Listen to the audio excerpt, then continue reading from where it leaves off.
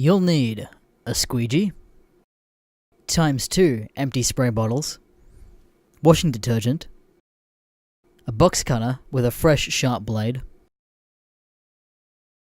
and any sort of cleaning cloth.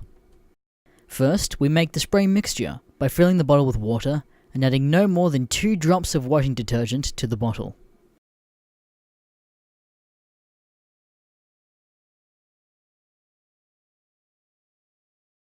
When mixing, be sure to swirl and not shake. The other bottle should be filled with isopropyl alcohol.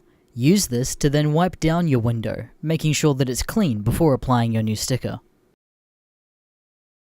Be sure to clean the trim of the window, as well as the outer frame. Next, give a generous spray of the entire window with your new mixture. Peel off the backing of your new vinyl sticker. Be sure you have clean hands so you avoid getting dirt and other materials on the back of the sticker.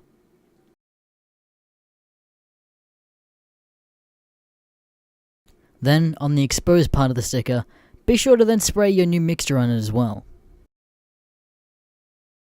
Depending on the size of your sticker, you may want help with a friend to align the sticker on where exactly you want it on the window.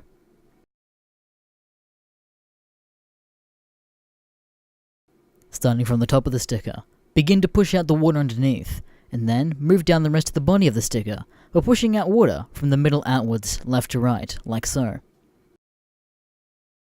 Once all the water is pushed out, let it dry for 24 hours at the least. Once dried, cut along the rubber trim of the window to get rid of any overhangs of the sticker.